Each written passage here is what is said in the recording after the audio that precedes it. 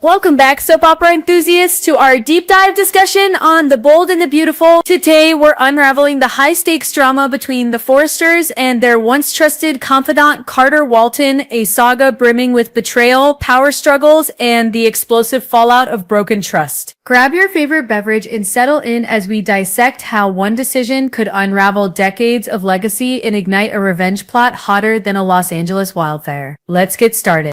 At the core of this turmoil lies a generational clash between Eric Forrester, the family patriarch, and his son Ridge, the current head of Forrester Creations. Their disagreement over Carter's future isn't just a boardroom debate, it's a collision of worldviews. Ridge, who's no stranger to second chances given his own history of romantic missteps and corporate gambles, argues that Carter's voluntary return of the company after his LLC takeover proves his loyalty. To Ridge, Carter's expertise as COO is irreplaceable, especially during a time when the fashion house faces fierce competition and internal instability. But Eric, whose life's work is intertwined with Forrester Creations, views trust as a non-negotiable pillar. Having survived betrayals from Sheila Carter to Spectre Fashion's schemes, he's learned that forgiveness can be a luxury the family cannot afford. A leopard doesn't change its spots. Eric warns, drawing parallels between Carter's actions and past villains who've targeted the Forrester. His insistence on firing Carter isn't just caution, it's a survival instinct honed by decades of defending his empire.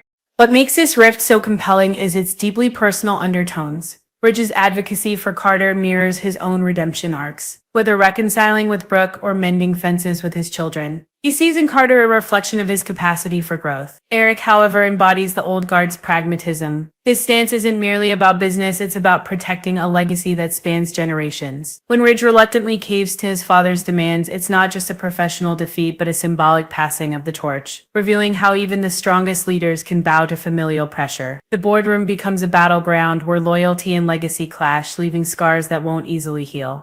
Carter's dismissal sends shockwaves through his life, transforming him from a remorseful ally into a man consumed by rage. His return of Forrester Creations was meant to be a grand gesture of penance, a way to rebuild bridges. Instead, he's met with suspicion and exile. In a fiery confrontation, he accuses the Forresters of hypocrisy. "You preach about family loyalty but discard people the moment they stumble." This rejection awakens a darker side of Carter, one that viewers glimpsed during his previous power grabs but never saw fully unleashed. His regret isn't for betraying the Forresters, but for ignoring Hope Logan's warnings about their conditional loyalty. Hope, who's endured her own share of Forrester-inflicted heartbreaks from Liam's waffling to Brooke's meddling, becomes his unlikely partner in vengeance. Together, they form a pact fueled by wounded pride and a desire to dismantle the empire that spurned them.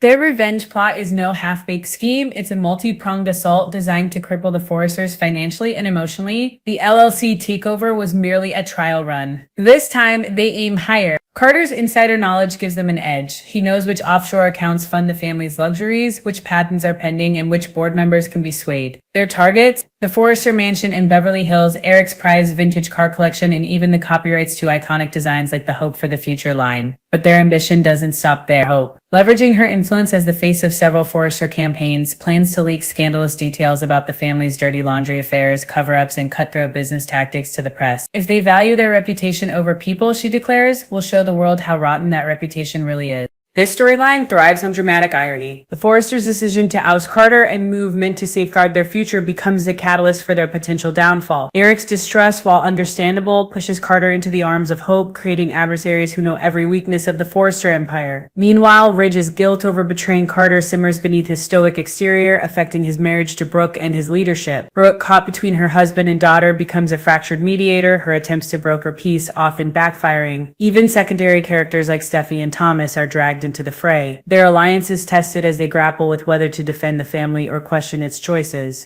The brilliance of this arc lies in its moral complexity. Carter isn't a traditional villain, he's a man who devoted years to the Forresters only to be discarded. His anger is relatable, but his methods veer into dangerous territory. Similarly, Hope's transformation from the family's moral compass to a vengeful schemer raises questions about how far empathy can stretch before it snaps. Their partnership blurs the line between justice and pettiness, making viewers wonder, are they teaching the Forresters a lesson, or are they becoming the very monsters they despise?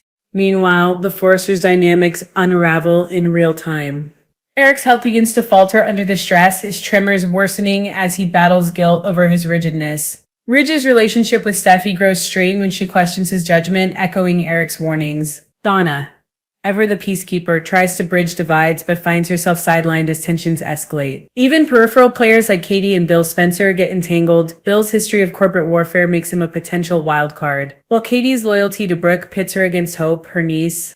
As the stakes soar, the narrative forces us to confront uncomfortable truths about power and forgiveness. Forrester's empire was built on second chances, Brooke's return after countless affairs, Thomas's redemption arcs, even Ridge's multiple marriages. Yet, their refusal to extend that grace to Carter exposes a glaring double standard. Is their legacy resilient enough to survive this hypocrisy, or will Carter and Hope's crusade expose cracks too deep to mend? Looking ahead, the fallout promises seismic shifts. Legal battles over property rights, leaked scandals rocking the fashion world, and emotional confrontations at family gatherings are all on the horizon. But the true danger lies in the psychological warfare. Carter and Hope's plan isn't just to bankrupt the Forresters, it's to fracture their unity. By pitting Eric against Ridge, Steffi against Thomas, and Brooke against Hope, they aim to turn the family's greatest strength, their bonds, into their fatal flaw. Yet, amidst the chaos, glimmers of humanity peek through. In quieter moments, Carter wrestles with his conscience, haunted by memories of Eric's mentorship. Hope, too, faces sleepless nights, wondering if her quest for justice is costing her soul. These vulnerabilities add depth, reminding us that even in soap operas, characters are more than plot devices. They're mirrors of our own struggles with forgiveness and pride. So, where does this leave us? The Bold and the Beautiful has masterfully set the stage for a showdown that could redefine its universe. Whether Carter and Hope's vengeance succeeds or fails, the journey will undeniably leave scars on the Forresters' empire, their relationships, and their identities. As viewers, we're left to ponder, can broken trust ever be fully repaired, or does every betrayal plant seeds of destruction that inevitably bloom? Thank you for joining this thrilling exploration of the bold and the beautiful. If you enjoyed this breakdown, smash that like button, subscribe to our channel, and hit the bell icon to stay updated on all things soap opera drama. Drop a comment below. Do you think Carter and Hope's revenge is justified, or have they become the villains of their own story? Should Eric have given Carter another chance, or was protecting the family the right call? Let's debate. Until next time, keep your diamonds sharp and your drama bolder than ever. Stay beautiful.